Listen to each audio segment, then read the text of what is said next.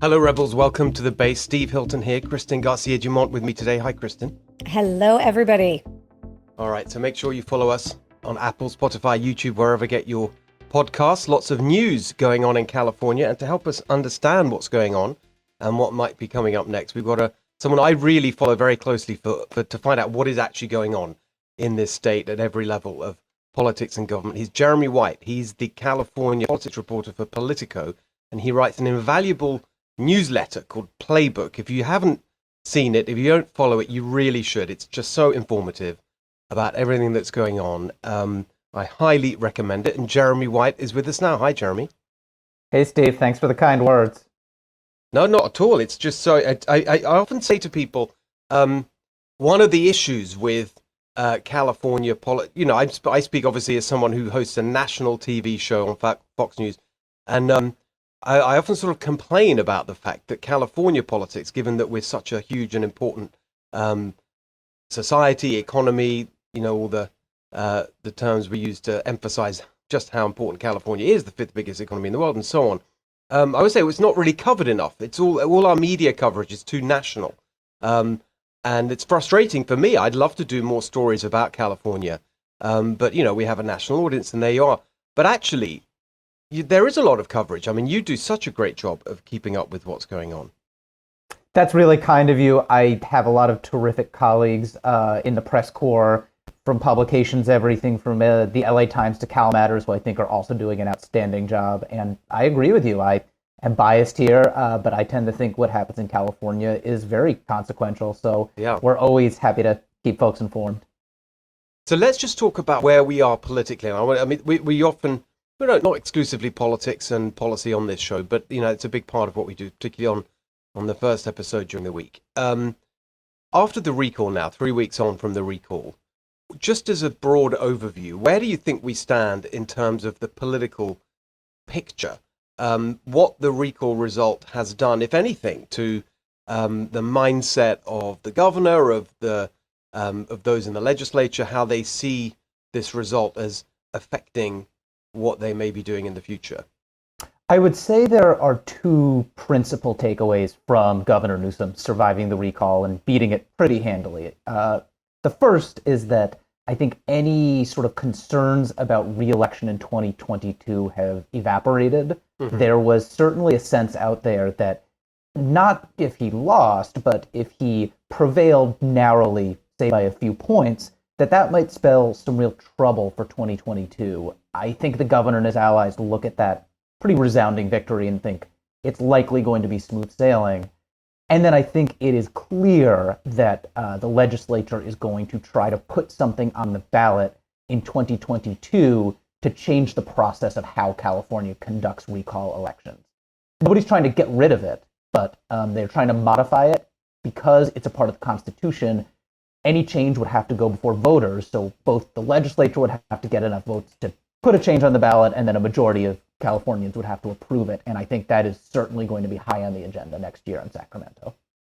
And how much do you think it impacted the national stage? Was it a positive vote on a progressive agenda, or do you think Washington just said, phew, okay, California's staying blue? I think one big takeaway, and it's unclear how much this can sort of be replicated in other states, given that California obviously has unique dynamics in a lot of ways. But towards the end of the campaign, which really was launched in a lot of ways because of frustration with COVID restrictions, toward the end, in his sort of closing arguments, rather than running away from those types of restrictions, you saw Governor Newsom make them a centerpiece of his argument to voters and say, listen, you can either be California with stricter rules and lower COVID rates, or you can be Texas or Florida. And so I think that's something that Democrats in both California and to a certain extent nationally perhaps see, that you can run on being tough on COVID. You heard President Biden make a similar argument when he came out to stump for the governor the day before the election. And so no doubt COVID rules and the economy are going to be a big part of 2022 in the midterms. And I think the governor demonstrated that you can sort of embrace that stuff and the voters won't necessarily punish you. It is just even you saying that, I'm sure you're absolutely right, but it is slightly depressing to think, like years on, I guess, 3 calendar years on from the start of the pandemic, we're still talking about all of that stuff. But yeah, I mean, you're right. That I'm sure will be part of the conversation. I want to go back to those two sort of broad points you made and just look at them in a bit more detail. So first of all, the kind of attitude, the mindset of the Democrats, thinking, well, we did pretty well. We got a good strong result there, so we don't need to worry. It's interesting. It just makes me wonder whether actually they, do you remember a few weeks out, or maybe a month and a half out, something like that? It seemed like it was all getting a bit tighter. You had a couple of polls that seemed really tight, and there's this sense of, well, certainly reporting, that there's a bit of a panic going on in the Newsom camp, and then they really kind of got there. This is the sort of narrative anyway. I don't know how, perhaps you comment on whether this is true or not. Bit of panic. They thought we really got to step things up, get the big guns out, really go for this, make sure our voters turn out, don't take it for granted. And you can see that perhaps that delivered the results they wanted. I wonder if now they might face the opposite problem and get a bit complacent for 2022 and assume that it's just going to be a replay, whereas actually the dynamic's going to be very different because of the top two thing. You're likely to have a challenger in place for longer, and also whether I mean, look, we come at things on this show from, I'm not going to say Republican point of view, but certainly a kind of challenge to the political establishment in California, which is overwhelmingly run by Democrats, hence the name of the show. Is there anything that conservatives, Republicans, the opponents of the Democrat political monopoly can take from the recall as a positive and that actually ought to make the Democrats more nervous than they perhaps are? I think there's no doubt that there was a lot of anxiety, perhaps approaching panic, in the governor's camp, sort of a few weeks before the election when polls really showed it was tightening. And the key there was that Republicans, conservative opponents of the governor, were just a lot more energized to vote than Democrats were, whether that was complacency, indifference. You really saw those numbers starting to separate as the governor really started to kind of try to scare his voters, I would say successfully, by really vilifying Larry Elder, the Republican frontrunner, and outlining some of his stances and saying this is what you could get. And so that certainly did turn out to be enough to activate the governor's base. To a certain extent, it really is just basic math. Democrats so outnumber Republicans in California that if every voter voted, it wouldn't be close. Of course, you never get 100% turnout. That said, I do think there is a lesson there of sort of the peril of Democratic complacency and the potential of high Republican enthusiasm in a statewide election. And I think there is a possibility that voters, having just done this, may feel some fatigue in terms of being asked to do this again. There will, of course, be congressional midterms, some ballot initiatives that will perhaps get more voters out. To your question about for conservatives who see some signs for hope, I think the California Republican Party sees this as they really sort of forced the governor to fight and to spend some money. And I think they see some numbers in terms of how the governor fared with Latino voters, perhaps not as well as he would have wished, that show some signs of potential things to build on in 2022. And I should say, I don't think a lot of folks after this result expect the 2022 governor's race to be especially close. But there are certainly competitive House seats in California, 4 of which the Republicans flipped. And I think that those are certainly going to be some competitive races regardless of the gubernatorial result. Okay, that's actually just what I was going to ask, which is I'm hopeful, maybe I'm asking it because I'm hopeful that the panic will stay a little bit, because it did rein in the governor a lot. I do think our schools opened because of the recall effort. I think he opened the state and, lifted the lockdowns a lot because of the recall. So how much do you think, hopefully, the governor kind of retains some of that panic feeling to moderate what he's doing? And then how much do you think the down ticket candidates will take that into account? I don't know that the governor feels much panic these days. I think he probably comes out of this feeling pretty vindicated. I think that's right. Yeah. Right. And, as I discussed, he really did embrace these stricter COVID rules not long after the recall. As I'm sure your viewers know, the governor came out and mandated that school kids get vaccinated once FDA approves vaccines for kids over the age of 12. And we're for sure going to talk about that later. Oh, I figured. And so I think the governor probably looks at this and says, stay the course. But I do think that they're, even outside of the coronavirus, which was sort of the inciting event of this recall, there's a lot of real voter frustration out there with homelessness, particularly with all sorts of issues in California. Nobody is pretending like California had figured everything out and politicians had no work to do before the recall.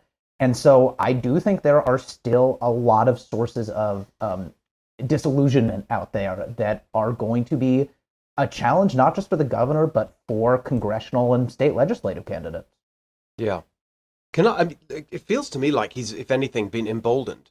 And I wanted to ask you about what was just the sort of drumbeat of the news ever since the recall. It feels like almost every day there's a new bill and a new signing, and he's doing this and he's doing that. Is that because there was a bunch of stuff that was in the works that was kind of held up for procedural reasons because of the recall? Or is he kind of really sending a message to the legislature to sort of, bring it on, I'll sign anything, I want to get stuff done? What's the dynamic playing out there? I think that's a little more of, I don't know if coincidence is the right word, but the legislative session wrapped up 4 days before the recall. And so this is the period for bill signings. And so this is just sort of the statutorily dictated period for bill signings.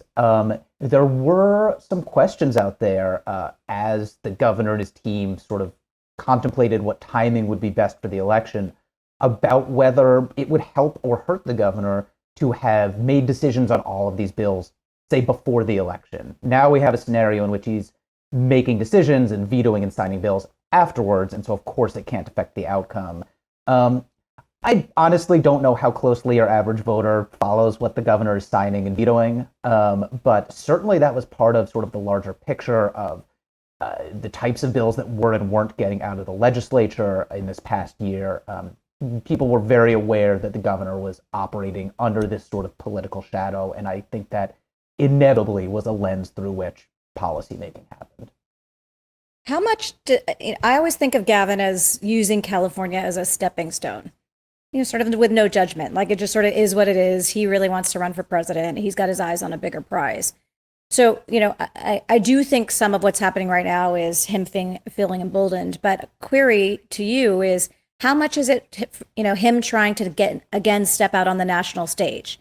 He stepped out when he was pro-gay marriage. Is he trying to be out in front of vaccines now because he really wants to make his mark, more broadly and be the leader on COVID and the leader on vaccine mandates? It's a great question. I think there's no doubt that the governor has a lot of ambition, and he talks a lot about California sort of being a model for the nation, California leading the way, that type of thing. I would honestly say in terms of his presidential ambitions, though, the recall, he sort of looked wounded and now he kind of looks vindicated, but I tend to think that the current vice president is more of an obstacle to Gavin Newsom getting in the White House than any recall. Kamala Harris and Gavin Newsom have really sort of risen in tandem in their careers. And she is sort of the obvious next Democrat in line for the White House. The governor is, assuming he wins a second term, he's out of office in 2026. And so I just think Kamala Harris is more in his potential path than, voters who signed those recall petitions. Well, so it's interesting. I've got a theory about that, which is that she's done so poorly. I used to think, exactly as you've just laid out, that there's if Biden chooses not to run next time, look at us, we're talking national politics. The whole point of this is to talk about California. It's terrible. It's irresistible. We've been sucked in. I'll just say this and then we'll move on. I want to go back to some of those the questions about the bills. But look, my theory was that he's that if Biden doesn't run, I had thought, if Biden doesn't run again, Kamala Harris, absolute shoe-in, she's pretty likely to be unchallenged because the Democrats these days play such store on some of those identity aspects of a candidacy, and it should be pretty unbeatable on those grounds, and that she wouldn't really even face a serious challenge if Biden didn't want to go for it. I think that's really changed because of, frankly, her poor performance and already, and I think it's very difficult. Those first impressions really matter. So I think she would be challenged for sure if she if Biden doesn't run again, and she went for it. And I think that she's totally beatable. And my theory has been ever since the recall that Gavin would be the nominee. I think that he's, he can stand up and say, look, I beat the Trumpy recall, and I know how to beat these people, and so on. I had just a sort of an interesting detail on their relationship. Perhaps you could comment on this, and then we'll go back to California, Jeremy. They have the same political consultant, don't they?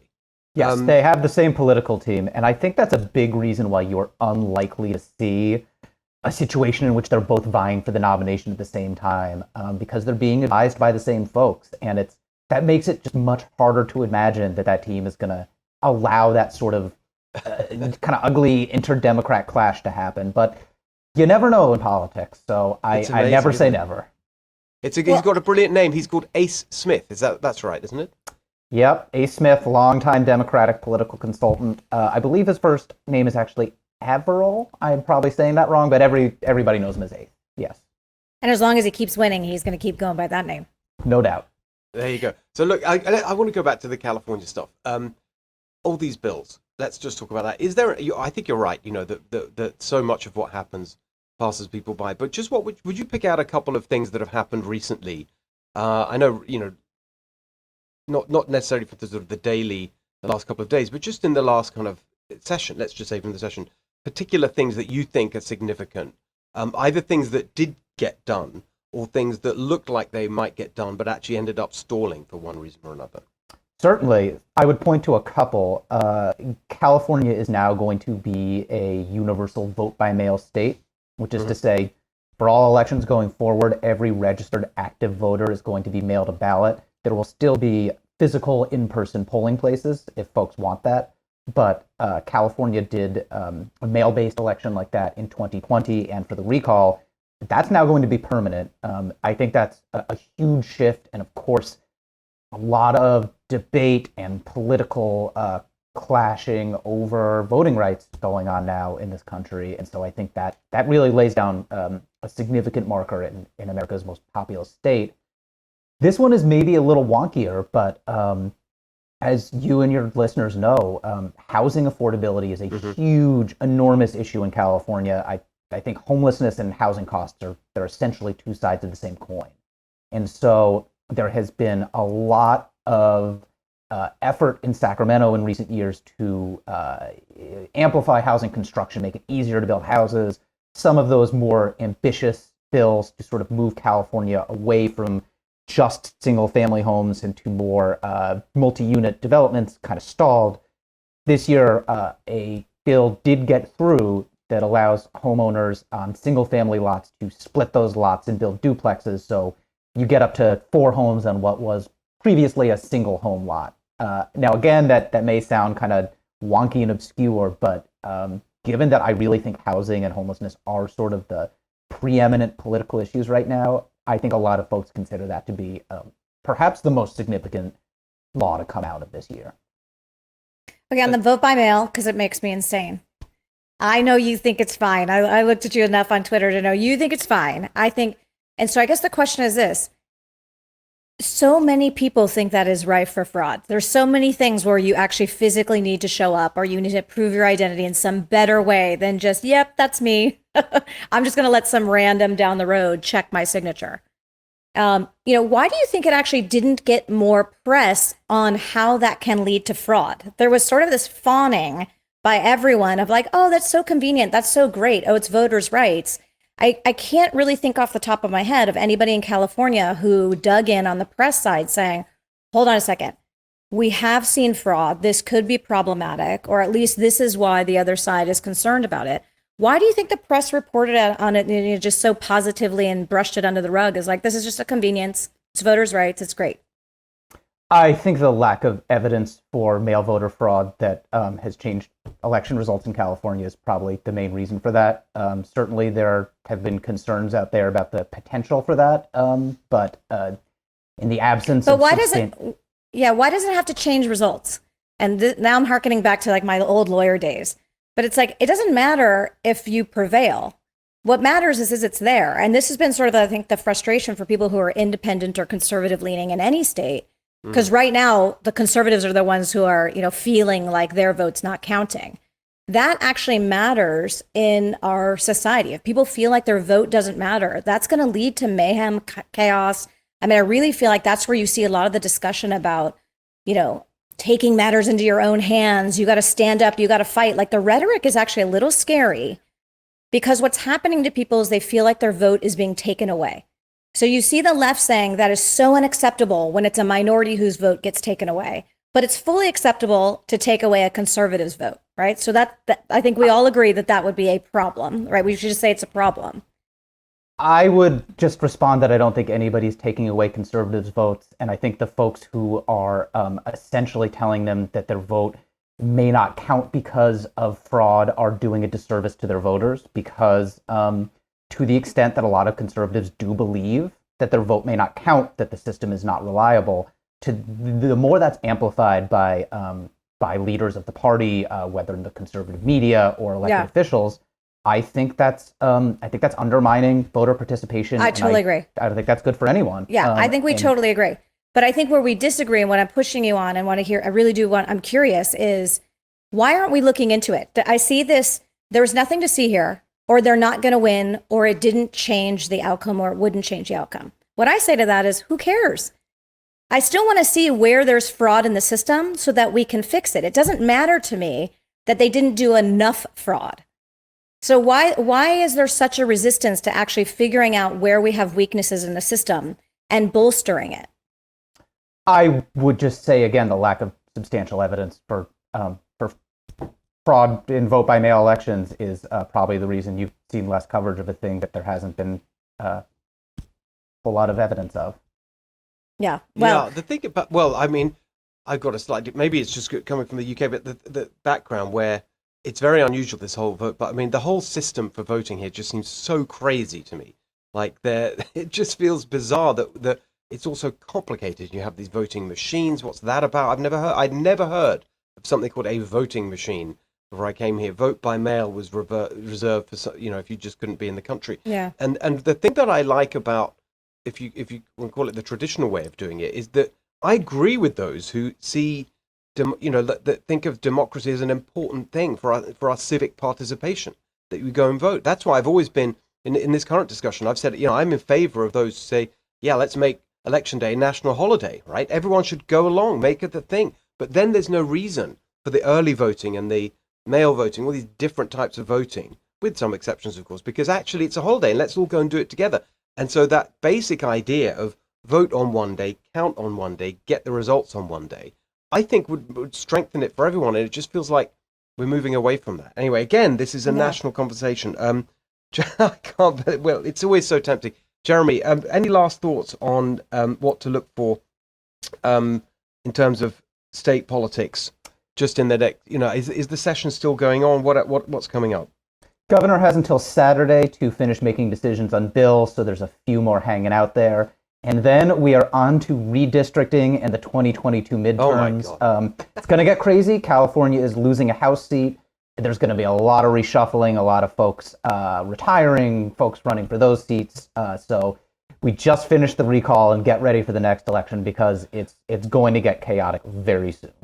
That's the redistricting. I'd completely forgotten about that. Those are huge battles. Absolutely. Well, we'd love to if you could come back and tell us all about what's going on there. That would be fascinating, I'm sure. Jeremy, thank you so much. Just before you go, where can just tell us where we can follow you on social media and sign up for your newsletter? Yes, thank you for the plug. My Twitter handle is @JeremyBWhite, and I would encourage you all to sign up for free for California Politico Playbook. It's in your inbox every morning around 6 a.m. It's free, and we do our best to bring you all the important news in California politics land. Yeah, I totally would echo that. Go and sign up. It's an absolutely invaluable resource. Great to see you today. Thank you, Jeremy. Yeah, Thanks so much for having me. Kristen, very interesting. So there's lots there. I mean, one thing, that redistricting point, that is really true. That is going to be such a big battle, especially it's like musical chairs, right? One seat's been taken away, so that everyone's going to be fighting like crazy. I guess we don't know yet how that's going to play out, but and given how narrow the majority is in the House nationally for the Democrats, it's a huge deal what happens in California. Anyway, let's get to that another time, because as you said, there is something very big that we need to get to, which is the vaccine mandate. I mean, this is just, and they're bragging about it. He's bragging that, this is first in the nation, vaccine mandate for all kids in schools. I mean, off you go, Kristen. I don't even know where to start. I just want to scream. I thought for sure we would never cross this line, that would be the red line of you do not mess with kids, right? So we'll absorb all the risk around people who are older, but to deny all science, logic, and just sense of morality and how a society should behave in terms of protecting children, to say that we're going to use children as a shield, right? They're going to suffer because we want to protect others, is so unconscionable. It's so unbelievable. And the reason I was bringing it up with Jeremy, and I'm sorry. Can I just interrupt though? Yeah, go. It's not to protect. This is the thing that drives me crazy. It's not even to protect others, because we know by now. This is what drives me so insane about this whole thing. You're actually right. We know now that the vaccine, they keep telling us, the highly effective. That's the highly effective vaccine. We hear that phrase all the time. You're fully protected if you get the vaccine. Okay. They talk about these, but at the same time, they're still pushing out this insane fear-mongering propaganda about, oh, you've got to be protected. It's so incoherent and inconsistent. It drives me absolutely insane. The other week we talked about London Breed, and I think it was you gave me that idea. I think you were talking about, speaking my truth. I'm now doing it. I've done it a couple of times now on my Fox show. Speaking science. My truth, living my science. It's like my science. It makes no sense, right? And so this is what's so unbelievable about it. They keep saying, we're making the kids do it to protect her. Who are you protecting?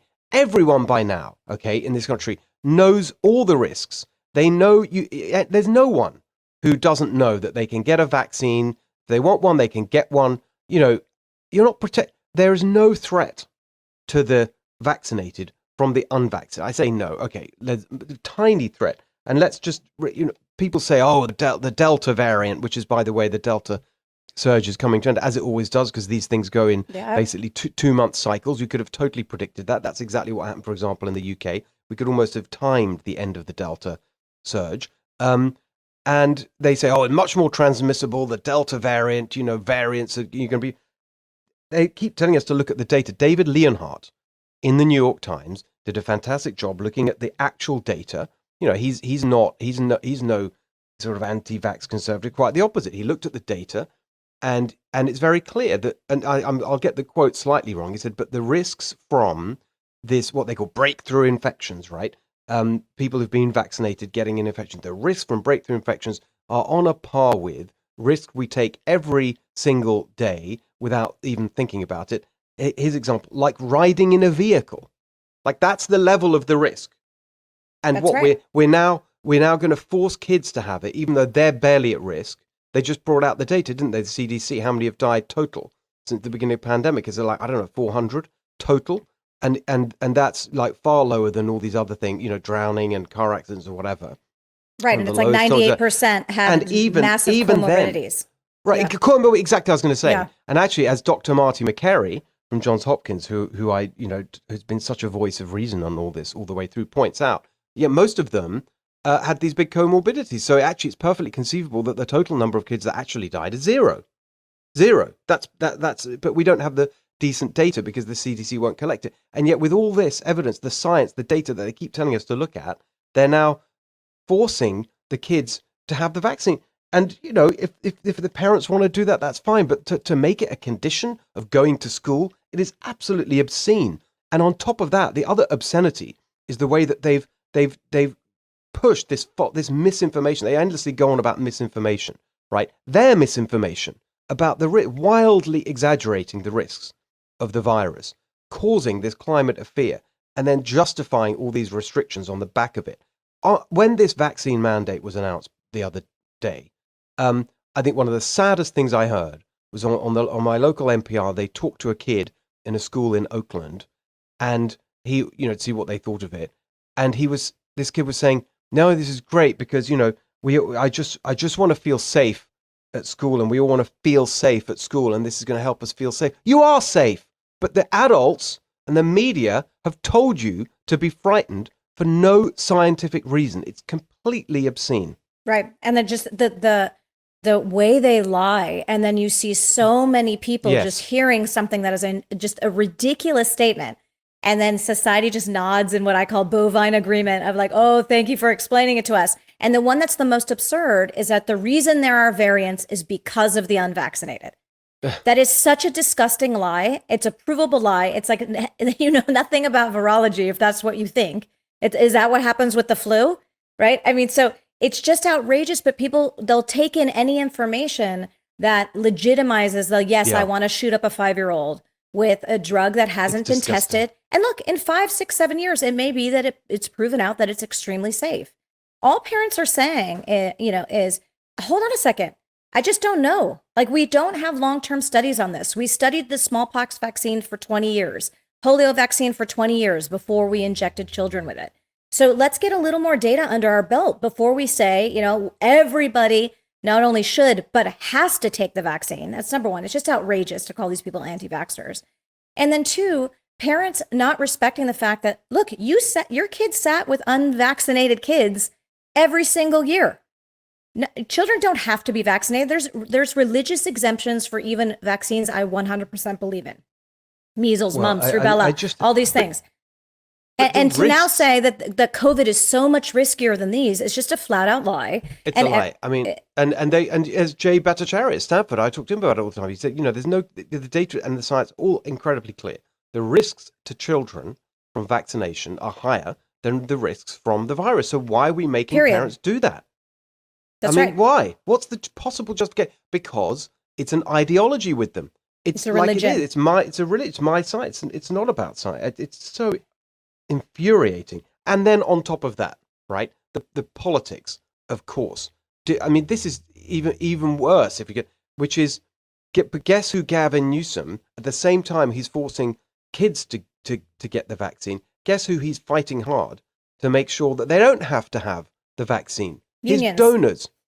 The donors, the prison officer, right? If there's one place, apart from nursing homes, there's one place where we've had outbreaks where you might think, yeah, you know what, it actually makes sense to require vaccination because there've been all these outbreaks in jails. But he intervened to stop a mandate for prisons. It's exactly right. What's that about for adults? And what about I can't remember what's the latest on teachers. Do they? What's the requirement there? Well, so right now they can test out. So there's plenty of teachers who are not vaccinated, and they have the ability to test out of it. They just provide a test, and then there they go. So supposedly, once this mandate goes in effect, they will lose the test out option.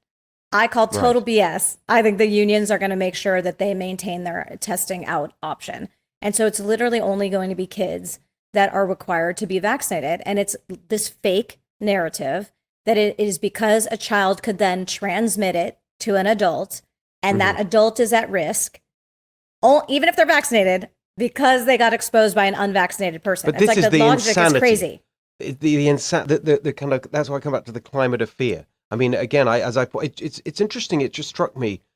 I mean, this has been a phenomenon for ages, but I tweeted about it this week, and I was very interested in the reaction. I was just driving. I dropped my kids at school on Monday, and I was driving, and for some reason I suddenly noticed and started I'd seen it before, but I really was paying attention and kind of counting the vehicles, right, driving around in the Bay Area, the number of people driving in their vehicles.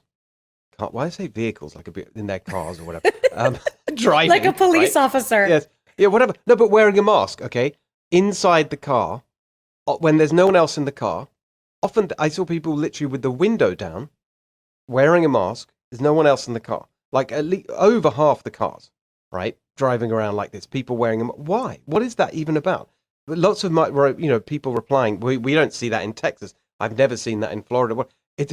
Whereas people in California say, yeah, same here around the place. It's weird. It's clearly nothing to do with. You're right that it's the fear that it is just really suspended all people's logic. I mean, can you imagine any other medicine that we said, my medicine doesn't work because you didn't take it. My allergy medicine doesn't work because you didn't take it. My life vest doesn't work in the pool because you're not wearing yours. I mean, there is literally no logic behind it. So it's just to this point of a religion, and we've never been able to persuade someone that their religion is wrong. So Yes. I just don't know that we're going to persuade these people in any way with any facts that this is wrong. That's right. I mean, I'd love to know. I don't know if anyone's listening or watching, and you know, you wear a mask in the car when you're driving on your own. Sincere question. You know, I'd love to know why. You know, so I'm on Twitter at Steve Hilton X and at California Rebel Base. Follow us there, and I'd love people to, you know, if anyone's listening, it does that. What's that about? You're on your own in your car wearing a mask. Why?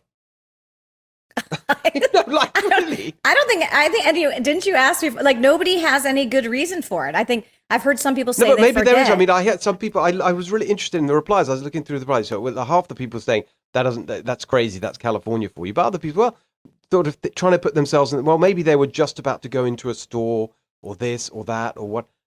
I don't know. I don't know. I don't know. But it's going back to the kids thing. It really is. People also need to remember it's ripping rights away from parents, and this is a steady march towards parents don't have rights. This is all about what the unions want and what government wants and what administration wants, and stripping parents of rights is a very treacherous road to go down. And people, regardless of what you think about the vaccine, should be seeing it in that lens and saying, am I okay with this? Am I okay with the government dictating what medicines my child takes or doesn't take? Well, I mean, speaking of that, I mean, the other big thing that is just unbelievable to see this happening. It's just happened as we're talking this morning. So I'm going to dig in more to it. But this move by the Biden regime to classify parents who protest about what's being taught in their kids' school as domestic terrorists from the Justice Department.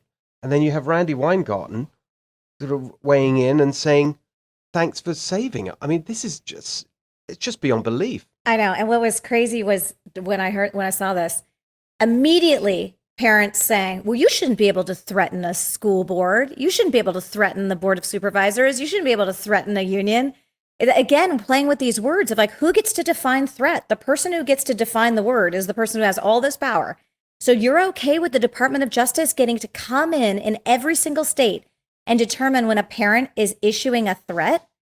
So is it a threat when I say, if you do X, I'm going to pull my child from school? Is that a threat? Probably is, right? And some random, nameless, faceless bureaucrat gets to decide all these things now. It's absolutely outrageous. It's fascist. Disgusting. This is fascism. It really is. That is what it is. I'm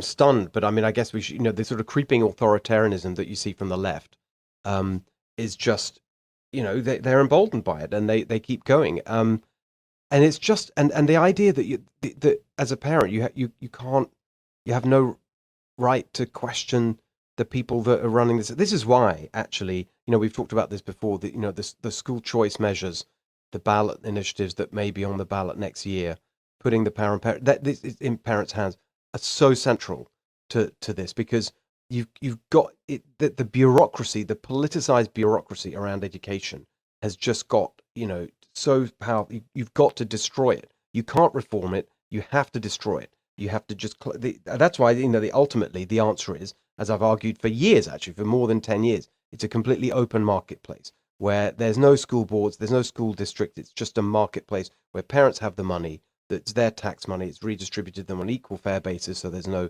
argument about fairness there. And then they choose the school of their choice. And all this politicization through school boards and all that stuff, it's gone. That's where we've got to get to. And actually, we'll talk about this more as the time gets closer. These ballot measures for next year potentially could be a massive transformational thing in making that happen. You're right, because it's the monopoly that allows these mandates to actually go into effect. If they didn't have a monopoly, they'd have to think about it more. Exactly. All right. And so that's what's ironic. See, again, I'll end with this very sort of philosophical point, but I think it's interesting, which is that you've got the left now, the progressives and Bernie Sanders and Elizabeth are really fired up about monopoly in the private sector. They endlessly go on about the monopoly dominant positions of Amazon and Facebook. Well, I agree with them about that.